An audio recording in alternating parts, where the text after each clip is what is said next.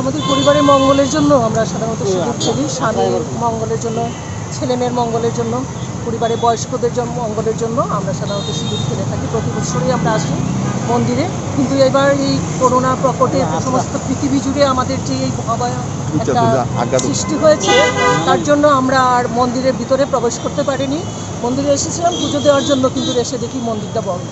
তার জন্য ভাবছি সামনের পাশে যারা আছে মহিলারা, ওনাদেরকে সিঁদুর প্রদান করলাম, আমরা বিনিময়ে পরস্পরের মধ্যে আলিঙ্গন করলাম, আর যারা আছেন পাশে তাদেরকে একটু সাহায্য করে আমরা যাচ্ছি।